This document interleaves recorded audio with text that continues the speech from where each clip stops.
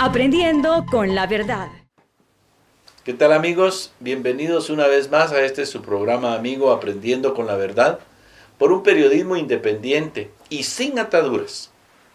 Hoy tenemos como invitado especial al ingeniero y amigo Job García, exfuncionario de gobierno altaverapacense, exdiputado, ha estado en varios cargos públicos y hasta el momento, de lo que puedo dar fe, no ha sido señalado de situaciones al margen de la ley. Creemos que ha hecho una labor especial. Job, bienvenido. Un saludo a todos nuestros radioescuchas y televidentes. Muchas gracias, Roberto. Para mí es un gusto acompañarles en su programa Aprendiendo con la Verdad y un saludo a todos los altaverapacenses, radioescuchas y televidentes, y pues aquí dispuestos a abordar los temas que sean necesarios de la situación de país o la situación de departamento especialmente, que es el que nos compete y nos abriga al final acá en nuestro país que es tan bonito, y estamos prestos pues a dialogar. ¿Cuál ha sido tu experiencia como funcionario de gobierno? Bueno, buena, mala, tentadora, porque se habla que estando en el poder es tentador en la cuestión de las mordidas, los porcentajes para obras. La verdad es que en ese sentido sí me puedo sentir satisfecho, andar con la cara en alto por todo el departamento y no digamos en el país. Sigo siendo el mismo, vivo donde mismo, y lo que tengo pues ha sido a través... ¿En base a deudas? En base a deudas especialmente, porque nadie escapa a eso. Y de ahí en lo demás, pues para mí ha sido una buena experiencia. Yo empiezo... ¿Sí vale la pena ser funcionario, pero de calidad? Vale la pena. Yo creo que nuestro país requiere de personas de buena intención. Nadie te ha dicho compromiso. Nadie te ha dicho, qué burro, cómo te saliste pobre porque llegaste a ser diputado, pues. Me lo han dicho. Porque casi la mayoría de diputados sale millonario, pues. Pues en ese sentido. No tenés el dinero guardado en efectivo como algunos funcionarios hoy por hoy. Qué bueno fuera, pero no tengo mayor cosa. Más porque que hay comentarios fuertes que algunos funcionarios de gobierno, de gobernación, tienen la plata en efectivo porque ya no aceptan cheques como evidencias. ¿No te llevaron nada en efectivo? Jamás me hicieron.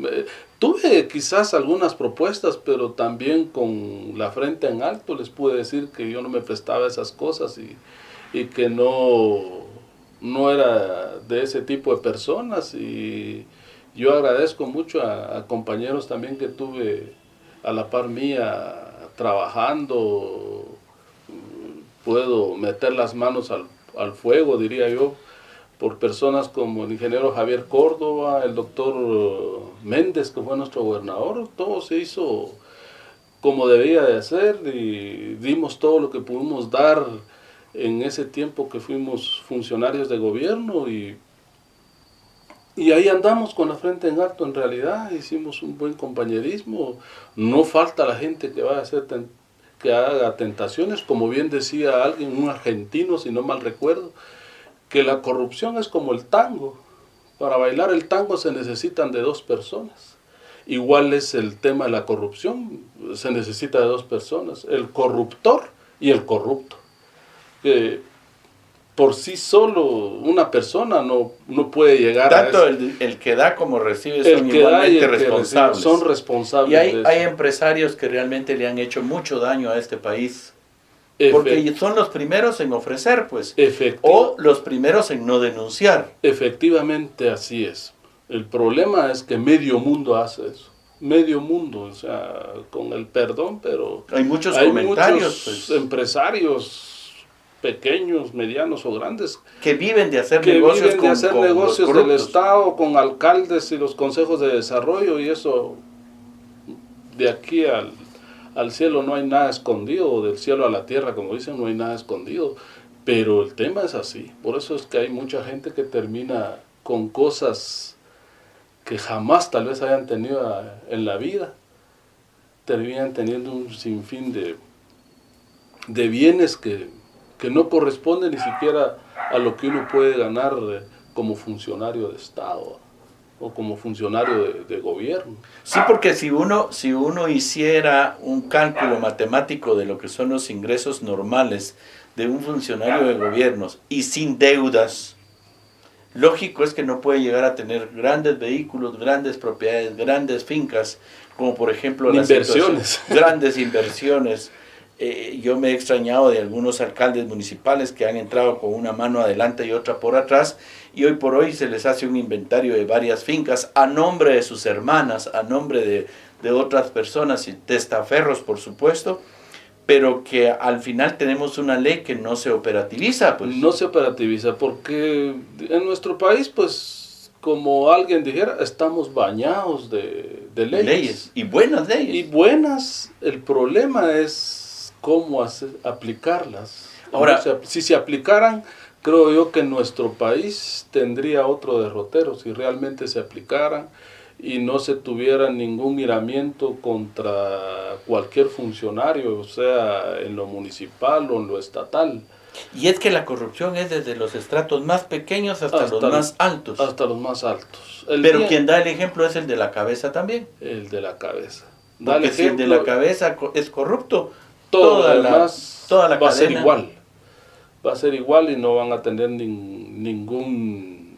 ninguna pena de hacerlo, pues porque se los están enseñando y ni modo. O a veces incluso los funcionarios altos se los exigen, porque tienen que pasar un porcentaje de esas comisiones que se cobran por las obras, que al final una obra de 1 millón de quetzales, lo que invierte la empresa serán unos 400,000 y 600,000 se va en corrupción. Sí, así es. Yo lo tuve en experiencia con un proyecto de energía eléctrica para 10 comunidades de San Cristóbal, que en ese tiempo tenía un fondo de parte de los consejos de desarrollo de 3 millones, y cuando se le da el dinero a la municipalidad en ese entonces, y con los 3 meses que tenían ellos para hacer el proceso de licitación, en ese periodo empezamos a ver de que eso no caminaba, y habían empresas que nos llegaban a decir que no se podía, porque primero empezaron pidiendo el 20, después el 30 y por último el 40%, total que se los terminamos recogiendo. Reintegrar otra vez los fondos esos al Consejo de Desarrollo, y luego se hizo a través de las 10 comunidades, hasta sobró dinero. Me recuerdo que más o menos sobraron 168,000 que luego se le dio a otra comunidad para que tuviera su energía eléctrica. En vez de 10 fueron 11. Me recuerdo que era el Zacatón en San Cristóbal de la Paz quien finalmente... ¿Qué fue esa obra? Energía eléctrica para 10 comunidades, y finalmente fueron 11. Introducción a la energía. Introducción a la energía. Y en la municipalidad nos decían que eso no alcanzaba. Y finalmente no se tuvo ni la necesidad del aporte de la municipalidad, sino solo fueron con los fondos del sistema de los consejos de desarrollo, más el aporte de mano de obra. Podríamos decir que esa ley de descentralización, la ley de consejos de desarrollo, se ha desvirtuado por completo, y que la organización de los consejos de desarrollo también ha propiciado corrupción, y que es la razón y el afán y la ambición de llegar al poder. El problema hoy es que hasta los comités de desarrollo, los COCODES se están corrompiendo. Entonces hasta ese nivel ha llegado ya la corrupción, y entonces ni modo. ¿Qué puede alcanzar si la distribución hay que empezar desde el COCODE hasta el más alto funcionario que esté en la línea para salpicar, como decía alguien? Y entonces... Pero podríamos decir que se echó a perder esa ley. Yo pienso que se echó a perder porque hay muchas situaciones perversas que se dan ahora y uno no ve la obra. Sí oye Pero el espíritu de la ley era correcta. El espíritu de la ley era correcto, pues porque se estaba dando por primera vez también que que los Tuviera habitantes participación, participaron toma de decisiones. a través de esta ley, organización, toma de decisiones, y que pudieran ver cuál era la necesidad más ingente La priorización. de su comunidad y la priorización, y ver que también eso fuera una realidad, pero se perdió. ¿A qué atribuís que se haya perdido? Yo se lo atribuyo a la corrupción, porque es las cantidades de dinero que se maneja a través del sistema de los consejos de desarrollo es fuerte. Por eso es que a los alcaldes les interesa designar a los COCODES a su manera. A su manera, aunque hoy ya ni los alcaldes tienen posibilidad de ver ese tema de la realización de las obras. Ahora es a través casi solo de los consejos de desarrollo donde se decide quién va a hacer la obra. Entonces la corrupción está un poco más centralizada a nivel de los consejos departamentales de ahí para abajo, ¿va? Y de ahí es donde uno mira el conflicto entre las alcaldías y el consejo departamental. Bueno, pero hay alcaldías que dicen que están marginadas porque no se alinearon al partido oficial. Y eso ha sido todo el tiempo también. Todos los alcaldes se alinean al partido en el poder por chaqueteros, por servilistas, por recibir proyectos. Por eso uno ve también el tema, el transfugismo no solo se da en el Congreso. No. Se da con las alcaldías, y cuando uno mira el tema de transfugismo en Pero las alcaldías es por eso.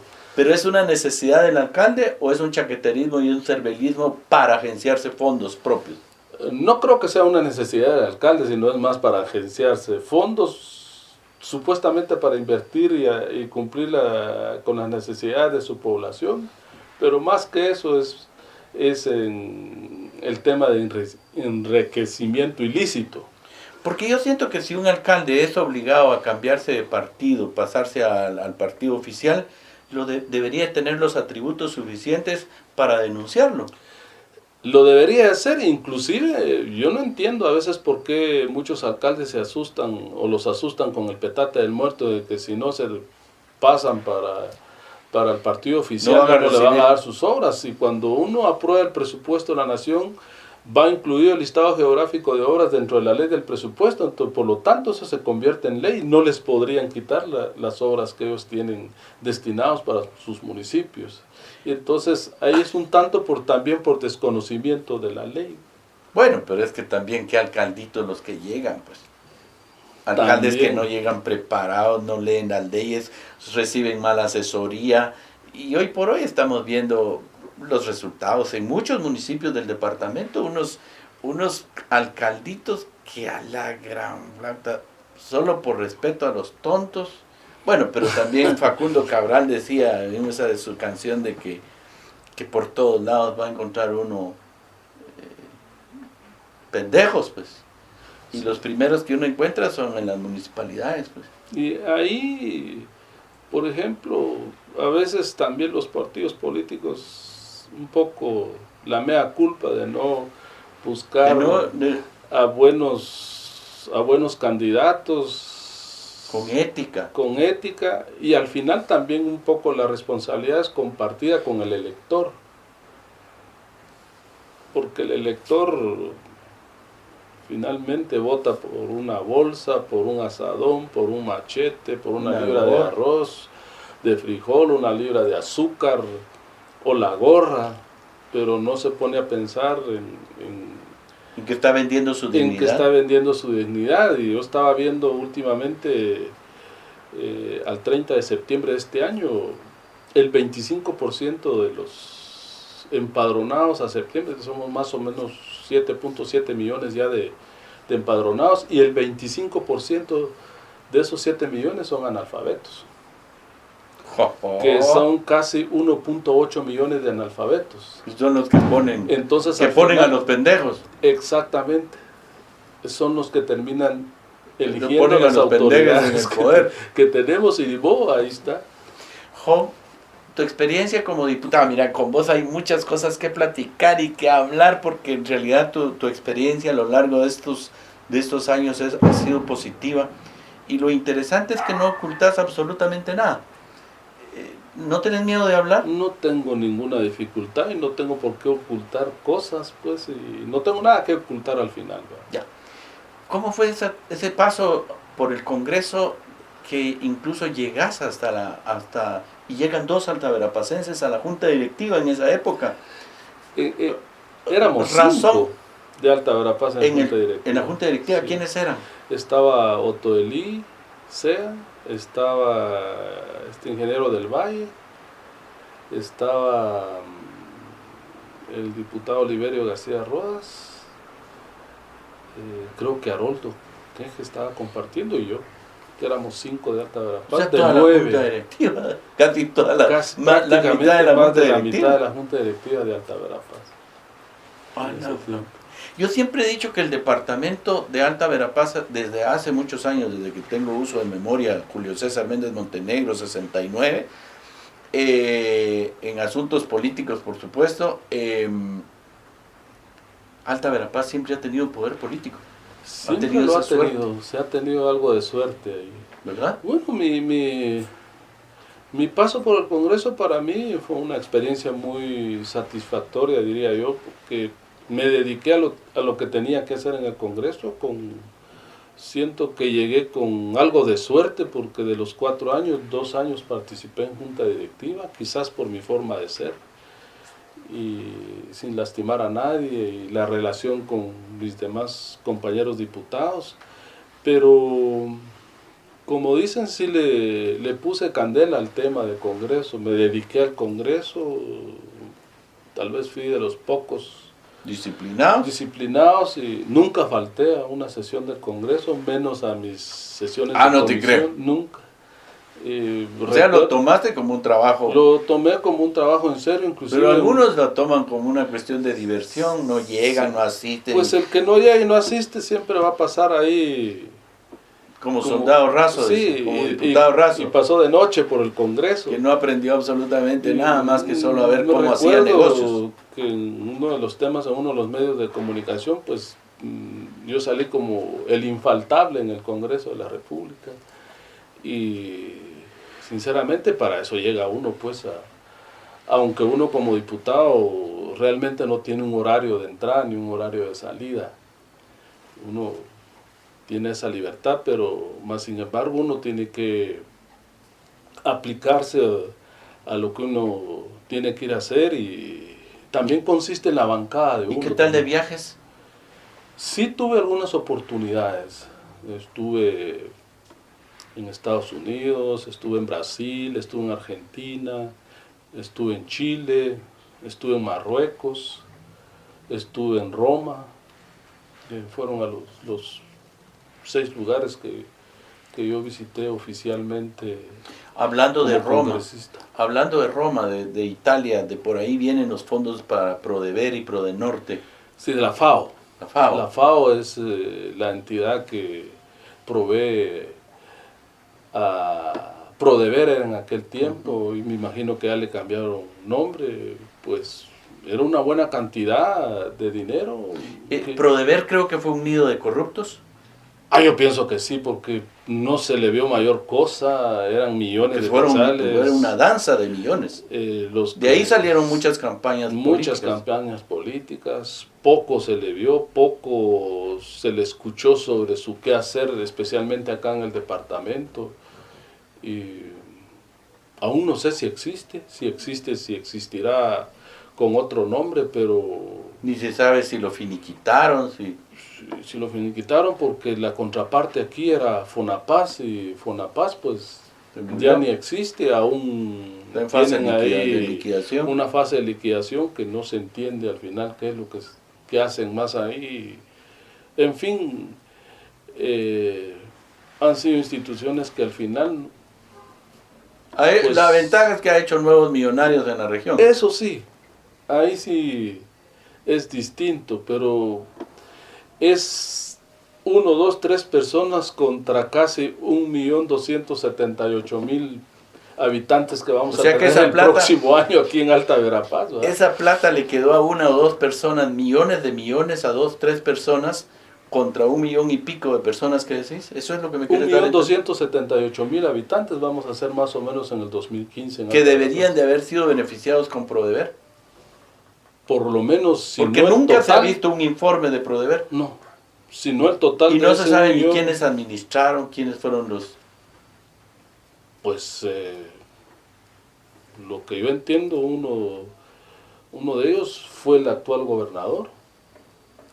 Y de ahí para acá no tengo idea de quiénes han estado en esa institución. Jo, entiendo que en tu paso por el Congreso tuviste la suerte de estar en 2 años en Junta Directiva y tuviste la oportunidad de presentar una iniciativa de ley. ¿Qué iniciativa de ley es esa? ¿Y Bueno, cómo es que nace esa idea? fueron varios, pero entre las que se ¿Varias iniciativas? Varias iniciativas. ¿Ah, sí? Por ejemplo, ¿Pero cuajaron esas sí. varias también? Por ejemplo, la del RIC, la del Registro de Información Catastral. ¿Esa fue idea tuya? ¿Ponentes? Fue Ajá. uno de los ponentes dentro de la comisión. Esa hoy en día es una ley. Luego de eso está la ley que declara como monumento natural área protegida a Semuc Champey, que fue una de las cosas que yo llevaba porque originalmente yo crecí cerca de Semuc Champey. Y Naciste y creciste por ahí, ¿no? nací y crecí cerca de Champey. Entonces siempre caminaba por toda esa área de ahí en aquellos tiempos cuando no había carreteras, salíamos a pie a Lanquín. Y siempre vi a don Domingo, que vive en la entrada de Semuc Champey, la entrada del parqueo, siempre a él lo vi. Era muy amigo de mi papá, ahí pasábamos a veces a tomar agua de masa, que era lo que le daban a uno antes. No había tu Pepsi. No había Coca, Pepsi ni Coca-Cola, nada de eso, el agua de masa caliente, ¿verdad? Y siempre lo vi a él sentado viendo hacia el horizonte, hacia el infinito, viendo entrar y salir gringos y de toda nacionalidad, y él siempre con una condición de vida muy precaria, ¿verdad? Se me da la oportunidad de llegar al Congreso, entonces uno de mis primeros temas fue el tema de la ley de Champey, inspirado un tanto en don Domingo como persona, en ver que él viendo ahí, estando dentro de un área donde tiene una riqueza sin igual natural, y no solo él, porque toda la gente que vive ahí, y luego el tema de los recursos naturales, cuidar, preservar ese monumento que la naturaleza y Dios nos dio para el departamento, no solo el municipio de Lanquín, para el departamento de Alta Verapaz, que de alguna manera Semuc Champey hace resonar a Alta Verapaz, no solo a nivel nacional, sino a nivel internacional.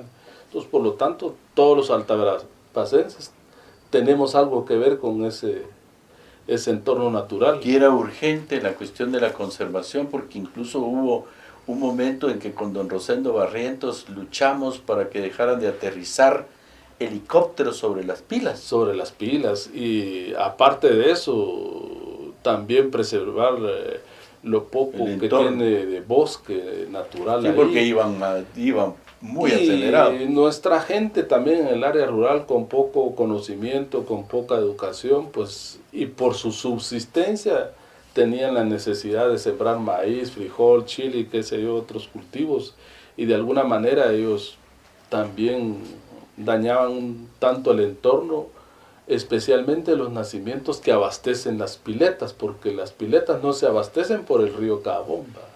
Porque si fuera el río Cabón nadie iría con la contaminación que tiene el río. Entonces ese fue el otro tema, y el tercer tema para llegar a la ley era también buscar un tanto el beneficio social y económico de las personas allá en ese lugar. Es decir, inspirado un tanto en don Domingo, que fue el referente para mí, y que pudieran ellos también tener algún beneficio de los ingresos que generaba, o que genera hasta el día de hoy, este monumento natural. Y luego empezar a hablar un tanto sobre la administración de esos recursos y sobre la administración del entorno natural. preservándolo y también cuidando el tema siempre sobre la propiedad privada, porque alrededor de eso hay, incluyendo a los mismos pobladores de ahí, del área rural de ese sector, pues son dueños también, y había que también establecer ese tema que está en el artículo 13 o 14 de la ley, que también ellos seguían siendo dueños de sus terrenos, porque en la ley se delimita el área protegida. Esa delimitación es para el área protegida, no es una delimitación como quien dice se delimita y esto va a ser intocable. No es así, la ley también establece cómo es que se va a abordar el tema de la administración misma de los recursos naturales y cómo va a interactuar la gente o las personas dentro de ese entorno natural.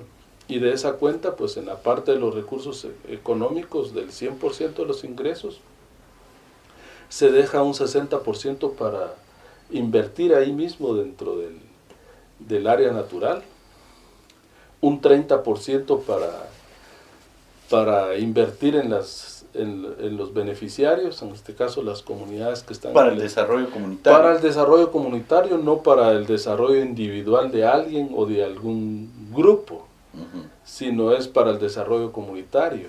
Y un 10% para la Municipalidad de Lanquín, que si la Municipalidad de Lanquín o sus autoridades pensaran un poco más allá del tema de esos recursos, es como para también fomentar el servicio al turismo dentro de la cabecera municipal, que muy bien se puede... No para comprar fincas. No para comprar fincas, menos todavía, ¿va?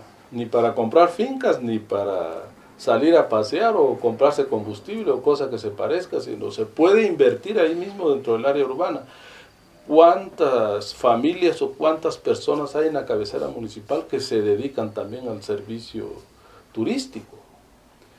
Y que aún todavía, veo yo que Lanquín todavía, a pesar de los servicios que hay, todavía hay necesidad de mejorar ese tipo de servicios y que pueda ser un tema atractivo para el turista.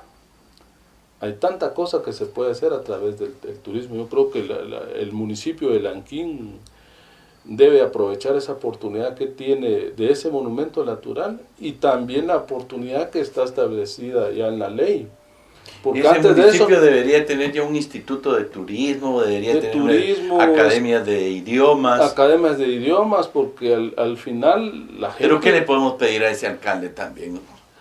Ahí es donde viene todo. Porque yo tengo entendido que ni siquiera te permitió o toleró que fueras a divulgar la ley no se a las pudo, comunidades. No se pudo hacer eso. Como que hubo amenaza, hubieron intimidación. amenazas, intimidaciones veladas ahí, porque hubo un tiempo en que yo escuchaba que lo que él decía era que lo que yo quería ir a hacer hidroeléctrica ahí, ¿va? Era como para echarme a la gente encima. O que te querías quedar con las propiedades de los que campesinos. yo me hubiera querido quedar tal vez con Champey, pero mi espíritu no era ese. Y yo entiendo, bueno, entiendo perfectamente esta parte del espíritu de la ley, pero ¿crees que esta ley la conocen los altaverapacenses, los cobaneros, los lanquineros? Yo pienso que no. ¿Y por qué? ¿Por qué no nos interesan esas Uno, cosas? porque siempre nosotros somos dados a... ¿Qué nos importa la ley? ¿Va? Empezando por nuestra propia... Y al final, yo con soy nuestra... cobanero, no soy lanquinero. Sí, y puedo ir cuando quiera a Champey, ¿va? No está lejos. Pero empezando por nuestra propia constitución, que muy pocos guatemaltecos han leído o conocen un poquito... Regresamos otra vez a lo de los pendejos. Sí, un poquito a fondo la Constitución, menos las leyes que se van emitiendo a través del Congreso de la República, a menos que alguien tenga algún interés en alguna ley en específico, entonces le pone un poco de interés. Pero estas, casi nadie, menos la población de Lanquimba. Claro. Y en ese sentido, si me permitís, ustedes a través de la organización que tienen, pues han hecho una buena labor de ir socializando la ley y haciendo también que las personas se enteren y sepan del contenido de la misma y cuáles podrían ser los beneficios a futuro de ellos. Bueno, precisamente de eso te iba a consultar. ¿Cómo te sentiste ahora que fuimos a Lanquín? Pues la verdad Porque que tenías años de no dirigirte a esos grupos de las tenía comunidades. ratos de ¿Cómo ir. sentiste esa percepción de los comunitarios? La verdad que yo regresé muy motivado, muy contento de ver la respuesta de ellos y de ver el interés que ellos tienen por... Ellos ya están dejando de ser pendejos. Están dejando de ser pendejos y también ellos ya están tratando de visualizar que ahí tienen un futuro, sin menoscabo del entorno natural que tienen. O sea, siento que ellos han comprendido ya el valor que tiene de cuidar eso y también siento que van entendiendo también las posibilidades de tener una mejor calidad de vida a través de su participación directa dentro del manejo de este recurso natural que tiene nuestro departamento y el municipio de Lanquín. Yo entiendo que el alcalde incluso interpuso un recurso de amparo contra la ley. Sí, he oído que él interpuso un recurso Pero de la amparo. Corte de Constitucionalidad lo mandó por un tubo. Exacto, porque al final es un monumento natural que nos pertenece a todos los guatemaltecos, a todos los altaverapacenses y no digamos a los lanquineros, ¿va? Y en ese sentido también para mí la consecución de esa área es un tanto anómalo para mí. Ahí se usó un procedimiento que para mí no es legal, que quizás en el futuro se podría hasta entrar en un tema de expropiación y devolvérselo al pueblo, al municipio de Lanquín o a las personas o a la misma nación, a todos los guatemaltecos. Es que no es posible que alguien en particular o alguien así nada más pueda ser el dueño de ese entorno natural. Y eso tiene una historia muy bonita. Yo tengo entendido que la Municipalidad de Lanquín cada día se endeuda más por pagar salarios a abogados asesores. ¿Cuál sería tu llamado? Porque realmente los abogados no tienen la culpa. Encontraron una minita de oro para asesorar o mal asesorar y el otro pendejo pues está aceptando todas las cosas pero sigue endeudándose. ¿Por qué? ¿Cuál sería tu mensaje a las autoridades, al pleno? Porque al final el alcalde solo forma parte de la corporación municipal. La máxima autoridad es la corporación municipal. ¿Cuál sería tu mensaje a la corporación para que dejen de estar peleando, para que accedan, para que cedan, para que formen parte del consejo de administración del parque, para que tengan otra apertura y dejen de estar gastando dinero en abogados de manera inútil y que respeten la legislación?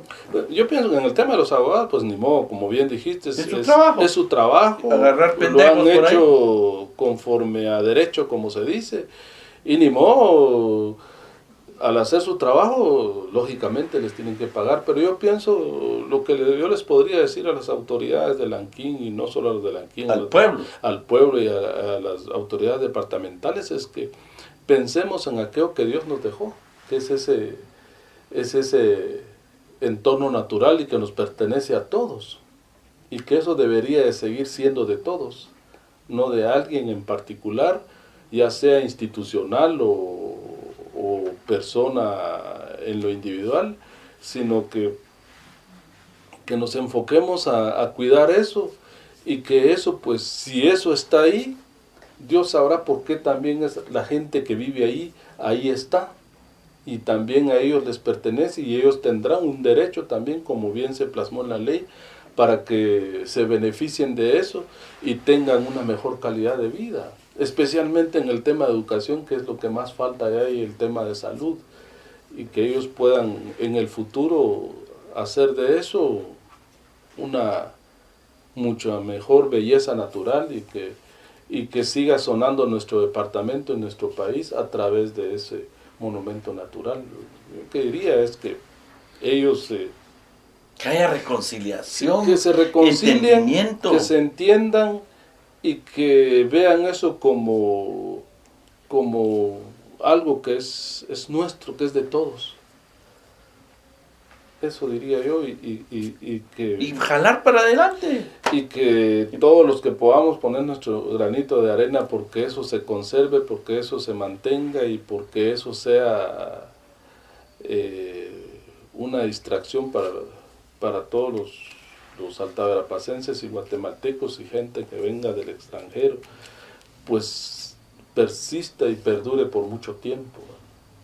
Sí, porque la realidad es que a mí me preocupa que sigamos con enfrentamientos innecesarios, con gastos innecesarios, con actitudes de berrinche o de berrinche de muchachito malcriado, en la cuestión de no aceptar que la Corte de Constitucionalidad ya dijo que es una ley y queda infirme. Queda firme. Y que por lo tanto lo que tiene que hacer es formar parte del Consejo, Sí. e integrarse al Consejo, recibir su porcentaje tal como lo dice Sí, porque la en la ley en ningún momento se dejó afuera a la MUNI. a la municipalidad, todo lo contrario, está ahí adentro, forma parte del Consejo de Administración que debe integrarse y también tiene los recursos que le puedan corresponder como tal, ¿va? ¿Qué decís de estos integrantes de corporaciones municipales como la de Lanquín que no saben lo que hacen? Porque al final como que solo cobran la dieta, pero no saben lo que hacen, se dejan manipular. Pero eso no ocurre solo en Lanquín, ocurre en casi la mayoría de municipios. Yo lo A que nivel diría nacional. primero es que se informen bien, que lean, que conozcan nuestras leyes que tenemos en materia municipal, en materia, por ejemplo, estas de conservación de áreas protegidas, que lean y que vean y que entiendan el espíritu de esta legislación que ya existe. Y eso les va a dar un norte o una ruta, como dicen, para el bienestar de su propio municipio, el bienestar de la gente y poder vivir en paz. Ellos, las autoridades municipales, pues tienen un periodo, son 4 años, son pasajeros, no van a durar toda la vida ahí. Si han tenido la suerte de estar 14, 15, 16 años, pues ha sido pura suerte. Pero va a llegar el momento en que van a dejar. La gente cuando vaya entendiendo y vaya viendo el tema de autoridad que han tenido por 16 años, ellos mismos tienen la autoridad de volver a ejercer su derecho al voto y poder poner la autoridad que ellos quieran. Y la autoridad que llegue también tiene que hacer lo mismo, darle participación a la gente, entender la legislación que tenemos a nivel municipal y no digamos sobre temas como la conservación y caminar de la mano con la gente. Si la gente lo que requiere es tener oportunidades, especialmente en sitios como estos que han sido tan olvidados, pero que ahí hay una oportunidad para ellos. Eso es lo que tienen que hacer, es saber administrar eso, llevar eso. Job, yo entiendo que has estado en varios lugares ya del país y conoces ya casi todo el país. Conozco todo el país, he tenido ese privilegio. ¿Crees que estamos viviendo en una democracia? ¿O es una democracia de fachada? Con actitudes de prepotencia, anarquía. Plenamente creo que no. Una democracia plena no la tenemos aún todavía. Lo que tenemos es una democracia electoral. Eso diría. Donde realmente podemos ir a emitir nuestro voto, todavía es secreto, Sí. Todavía es secreto. Hay muchas cosas. Pero hay mucho revanchismo, muchas actitudes de gente déspota, todavía creen o quieren imitar el militarismo, ¿no? Todavía. O sea, por eso te decía que no tenemos una democracia plena en realidad, es en muy pocas ¿Pero cosas. por qué? ¿Por qué? ¿Porque el pueblo lo permite? ¿Los pendejos lo toleramos? Si ahí estamos viendo en estas estadísticas que hay, que somos más de 7 millones de electores ahorita, aparte de que al 14 de julio somos 19.8 millones de habitantes ya. Es una cifra oficial. Y que no haya censo, porque entonces van a haber más diputados. Van a haber más diputados, pero en la realidad somos casi ya 20 millones, porque hay casi cerca de 600,000 personas que aún no están ni identificadas, ni se han ido a identificar prácticamente.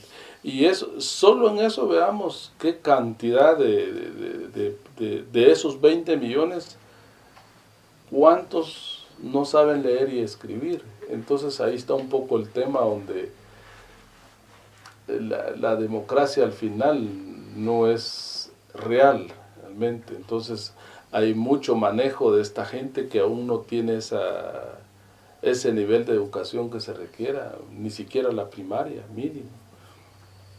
Y entonces ahí es muy fácil el manipuleo y la gente al final le importa también un bledo lo que esté sucediendo en el país, más están pasando el día a día o viviendo el día a día o ver cómo es. Y la parte intelectual cobarde. La parte intelectual no le preocupa. Pues se acomoda, digo yo. Se acomoda, diría yo. No le preocupa tanto y si algunos alzan la voz son pocos. Y a esos pocos, pues finalmente, si no tienen el entendimiento, se les persigue o mejor optan y agarran maletas y se van para otro lado, a otro país, a buscar mejores derroteros. Pero mientras tanto aquí no tienen esa oportunidad tampoco. Sí, porque yo siento que a nivel nacional sí estamos mal, pero no sé si es una línea política del gobierno actual que hemos perdido mucho en lo que habíamos avanzado anteriormente. ¿Es tu percepción o es que yo estoy equivocado? Yo tengo esa percepción. Yo siento que el gobierno que está por terminar como que nos dejó muy decepcionados a muchos, que quizás veíamos al inicio que por lo menos iba a haber algún tipo de cambio, de diferencia, y que si es todo lo contrario. Y no ha pasado mayor cosa. En peores condiciones, en pobreza, endeudamiento, mala calidad de servicios, mayor conflictividad social, menos libertad de emisión del pensamiento, amenazas a los periodistas. A mí me tienen amenazado. Es decir, yo había estado en estas condiciones de amenaza e intimidación en la época del enfrentamiento armado interno, pero luego vuelven otra vez las mismas actitudes de las autoridades. Pero bueno, eso es aparte. Tú conoces mucho de estadística también, Job. ¿En qué posición estamos como departamento? Como departamento. Porque somos el departamento más rico, porque tenemos productividad y tenemos el oro verde, que es el cardamomo, en donde realmente no debería de haber pobreza. Aparentemente. Bueno, te dejo que me expliques eso de las estadísticas. 8.686 kilómetros cuadrados de territorio, una población con un crecimiento del 3.42% anual más o menos, que para el 2015 más o menos vamos a ser 1.278.000 y pico de habitantes. Sigamos haciendo hijos. Para el 2015. Un departamento con una riqueza diversa. Pero somos el segundo departamento a nivel nacional en pobreza y el primero en pobreza extrema a nivel nacional. No te creo. En pobreza nos... ¿Esa te la estás fumando, ojo? No. ¿Ah? No. Así es. ¿El INE? No. El INE nos está ocultando algo entonces.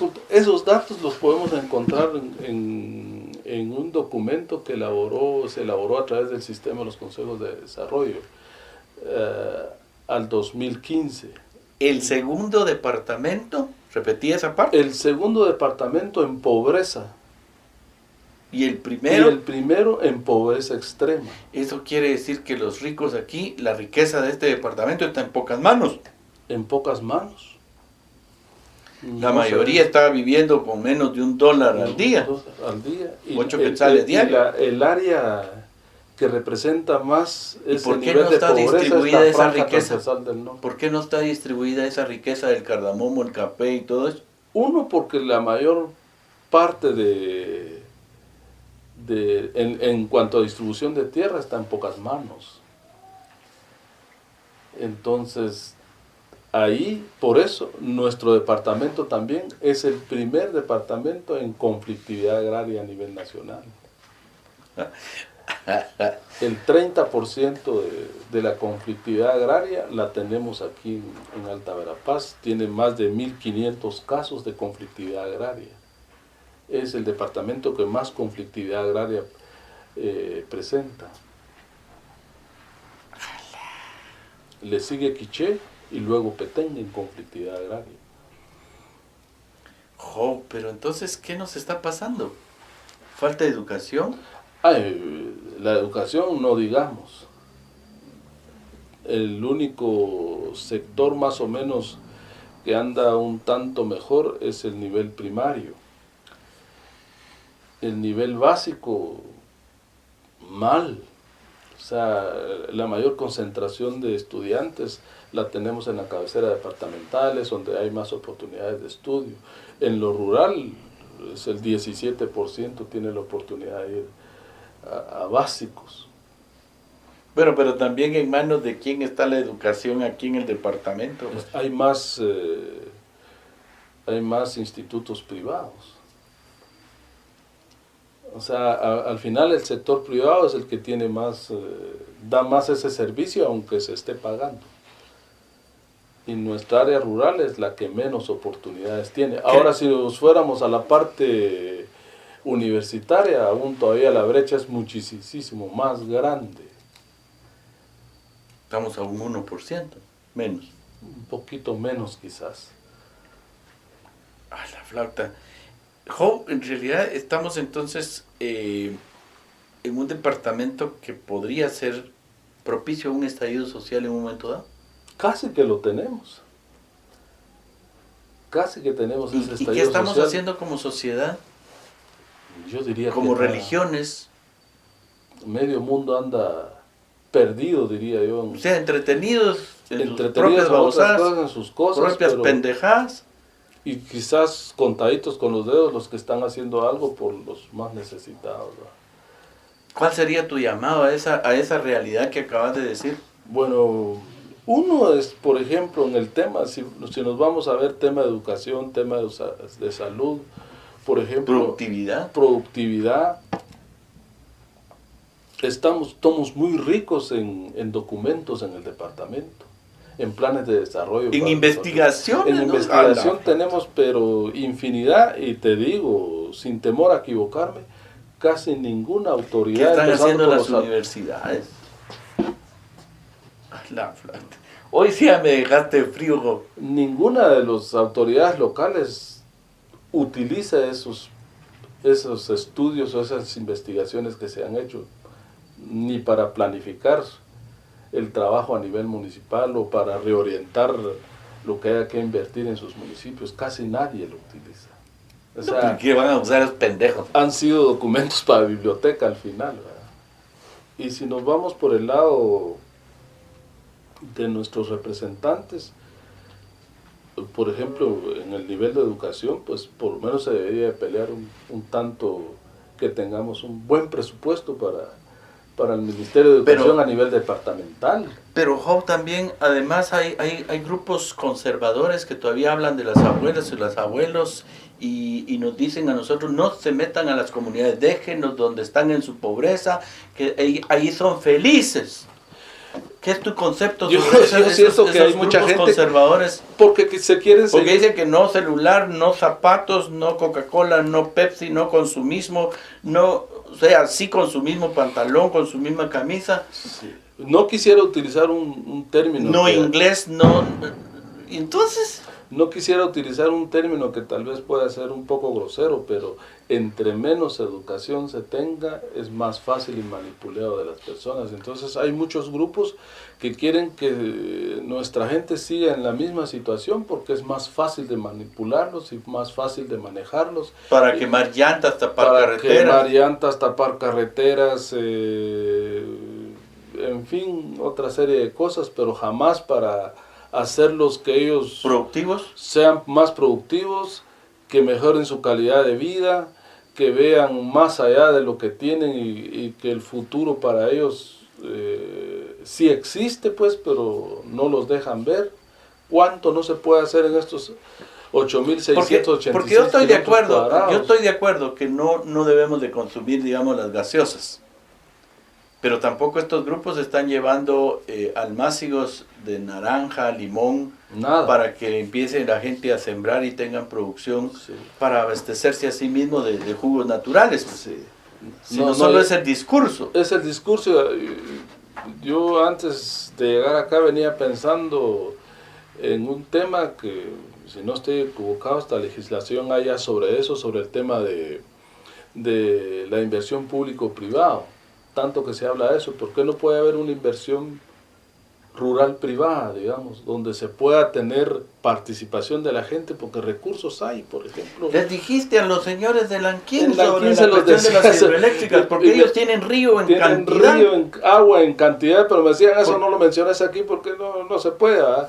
Pero digo yo, ¿Por qué si no pueden ser los comunitarios dueños de una hidroeléctrica? lo pueden hacer? Si tienen cantidad de río. Tienen cantidad de ríos y para un ejemplo ahí Y los ricos sí están aprovechando el agua. sí, porque ¿Por qué no lo pueden aprovechar los pobres? arriba de Porque el Champey, discurso no hidroeléctrico. arriba de Champay hay, creo yo, si no estoy equivocado, 3 hidroeléctricas casi en línea, ya generando, si no las 3, por lo menos 2 de ellas generando, y otra creo que está en fase de ejecución, sobre el río Cabón, arriba de Champey.